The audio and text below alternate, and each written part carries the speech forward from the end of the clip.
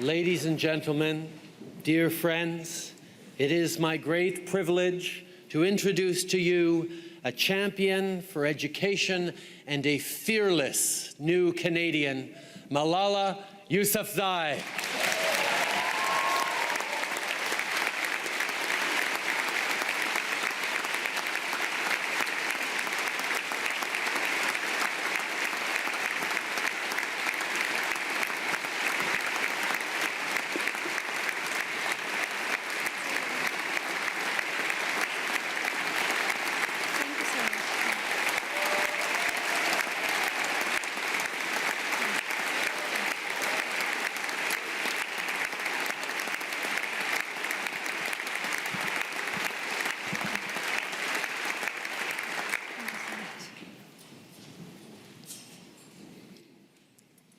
Bismillahirrahmanirrahim.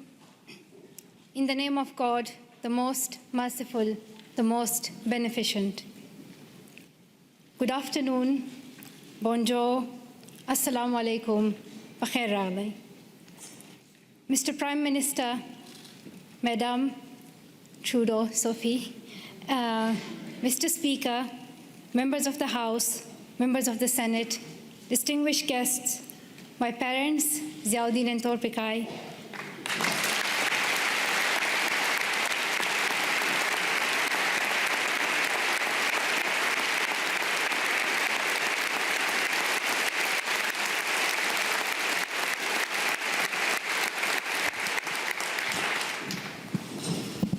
and finally, the people of Canada, thank you so much for the warm welcome to your country. This is my first trip to Canada, but not my first attempt. On the 22nd of October, 2014, my father and I landed at the Toronto airport, excited for a first visit to your wonderful country. Soon we learned that a man had attacked Parliament Hill, killing a Canadian soldier, wounding others, and threatening leaders and civil servants in the building where I stand today. Canadian security officials and professionals advised us to reschedule. With sorrow in our hearts, we headed back to England, promising to return to Canada one day. The man who attacked Parliament Hill called himself a Muslim, but he did not share my faith. He did not share the faith of 1.5 billion Muslims living in peace around the world.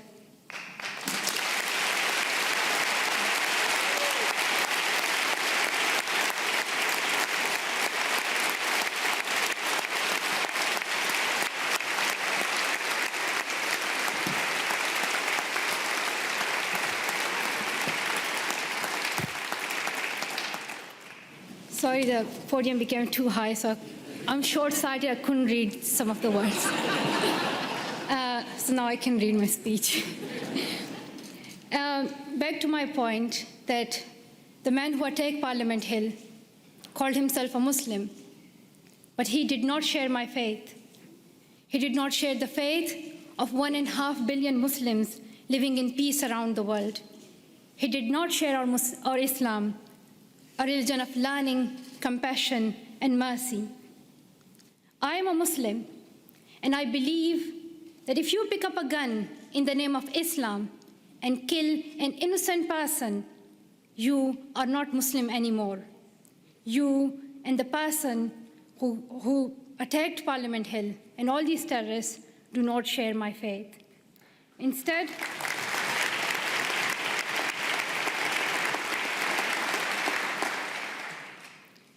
Instead, he shared the hatred of the man who attacked Quebec City Mosque in January, killing 6 people while they were at prayer. The same hatred as the man who killed civilians and police officers in London 3 weeks ago. The same hatred as the men who killed 132 school children in Pakistan Army Public School in Peshawar. The same hatred as the man who shot me and my 2 school friends. These men have tried to divide us and destroy our democracies, our freedom of religion, our right to go to school. But we and you refuse to be divided. Canadians, wherever you are born, however you worship, stand together. And nothing proves this more than your commitment to refugees. Around the world, we have heard about Canada's heroes. We heard about the members of the First United Church here in Ottawa, who sponsored newlyweds Amina and Ibrahim. A few months later, the family had their first child, a little girl named Maria. The church decided to raise more money to bring Abraham's brother and family to Canada, so Maria could grow up with her cousins.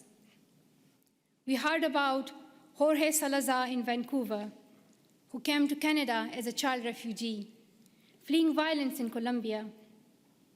As a young adult, he's working with today's children, immigrants, and refugees, helping them adopt with the new culture and country.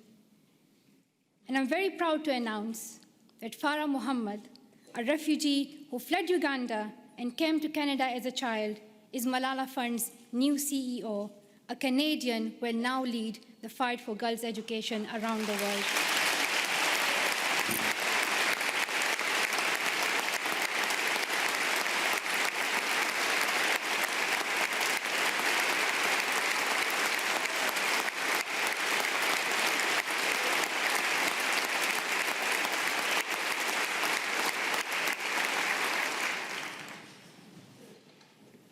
Many people from my own country of Pakistan have found a promised land in Canada, from Maria Topikai Wazir, a famous squash player, to my relatives here today.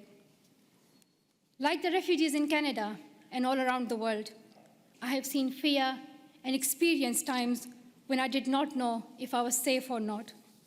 I remember how my mom used to put a ladder at the back of our house so that if anything happened, we could escape.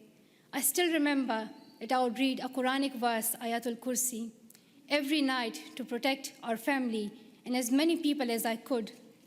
I felt fear when I went to school, thinking that someone would stop me and harm me. I would hide my books under my scarf. The sound of bombs would wake me up at night. Every morning, I would hear the news that more innocent people have been killed. I saw men with big guns in the streets. There's more peace now in my home of Swat Valley, Pakistan. But families like mine, from Palestine to Venezuela, Somalia to Myanmar, Iraq to Congo, are forced to flee their homes because of violence. So your motto and your stand, "Welcome to Canada," is more than a headline or a hashtag. It is the spirit of humanity that every single one of us would yearn for if our family was in crisis.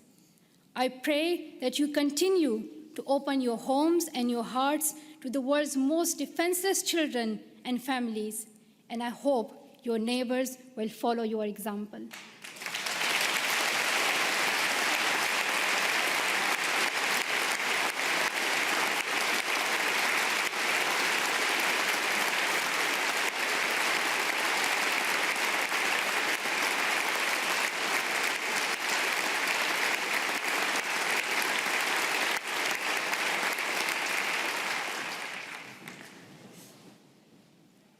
I'm humbled to accept honorary citizenship of your country. While I will always be a proud Pashtun and a proud citizen of Pakistan, I'm grateful to be an honorary member of your nation of heroes, though I still require a visa. But that's another discussion.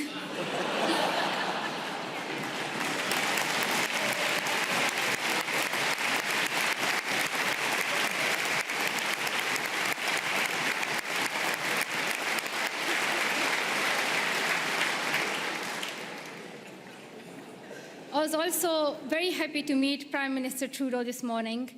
I am amazed by his embrace of refugees, his commitment to appointing Canada's first gender-balanced cabinet, and his dedication to keeping women and girls at the center of your development strategy.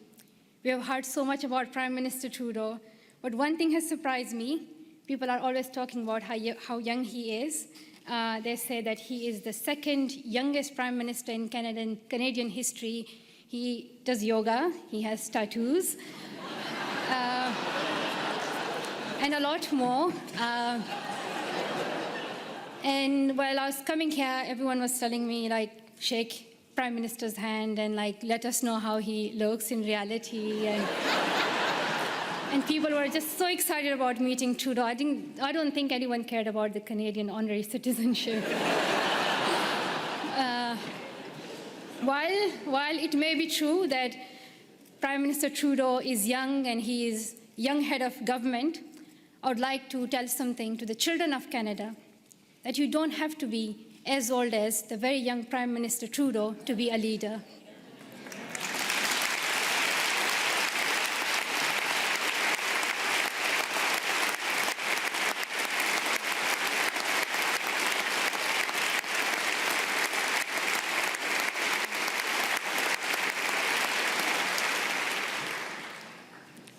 I'm like on still page 7, so there are like a lot left. So if you do the standing ovation again and again, you'll get tired.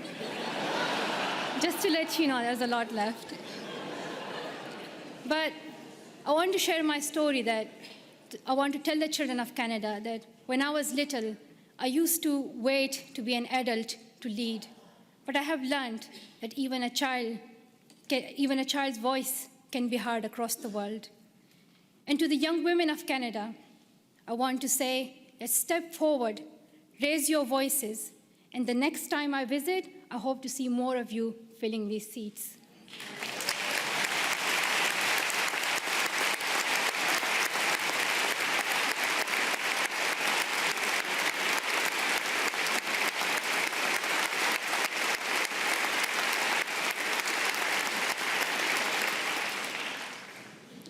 And to the men of Canada, be proud feminists and help women get equal opportunities as men.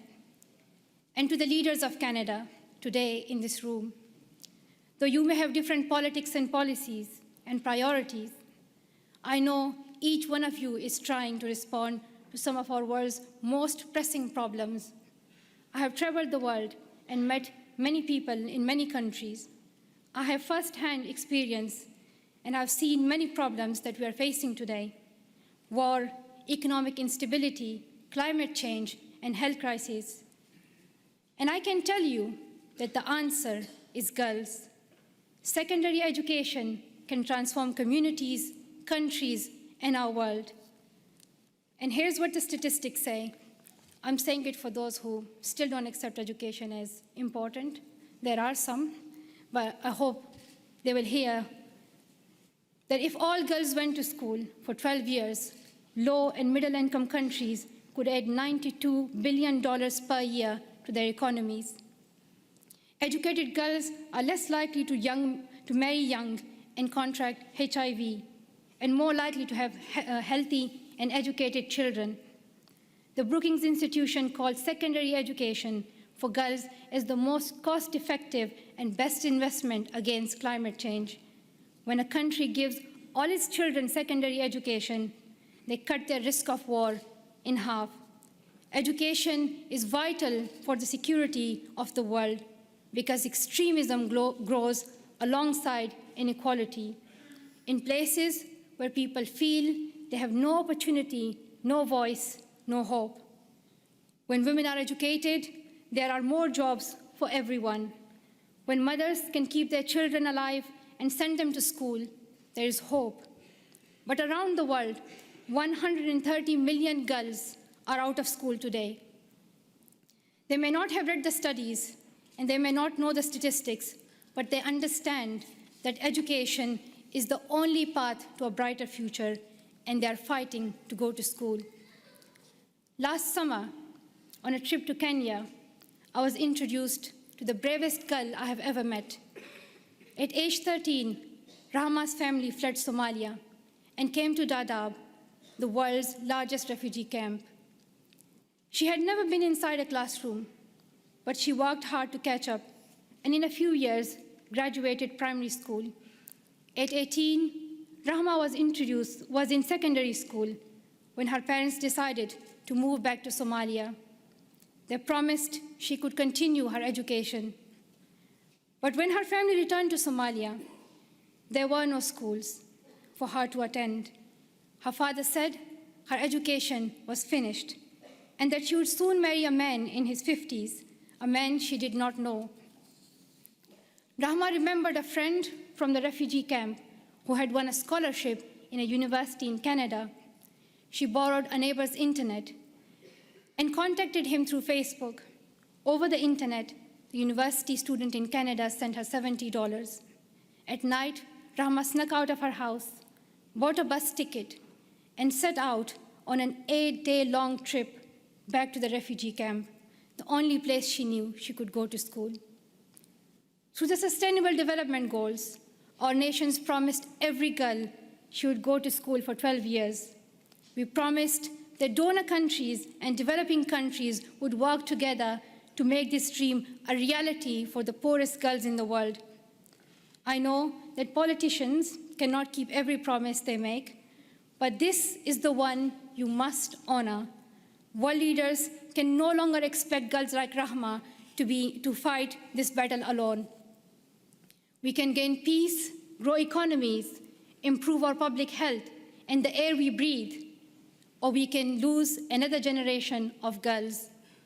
I stand with girls as someone who knows what it is like to flee your home and wonder if you will ever be able to go back to school. I stand with girls as someone who knows how it feels to have the right of education taken away and your dreams threatened. I know where I stand.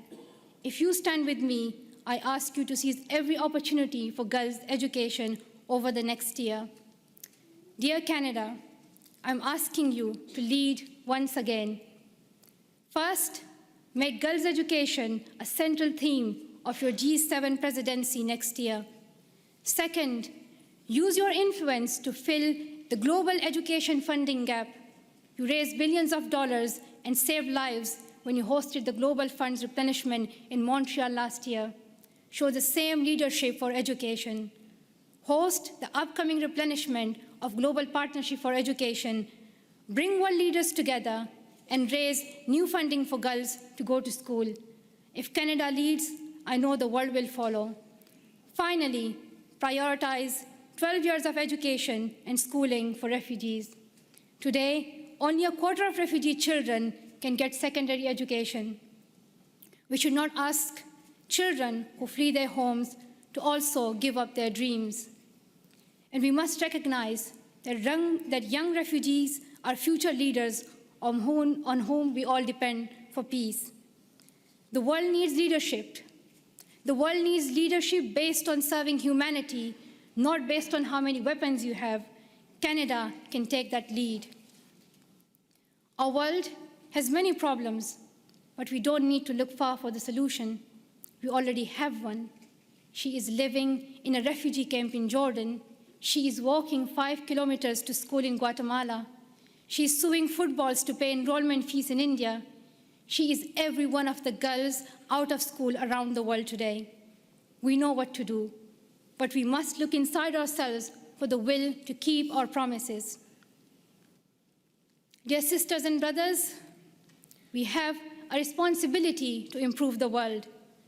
When future generations read about us in their books or on their iPads or whatever the next innovation will be, I don't want them to be shocked that 130 million girls could not go to school and we did nothing. I don't want them to be shocked that we did not stand up for child refugees as millions of families fled their homes. I don't want us to be known for failing them. Let the future generations say, we were the ones who stood up. Let them say, we were the first ones. We were the first to live in a world where all girls could learn and lead without fear. Let us be the ones who bring that change we want to see. Thank you so much for listening.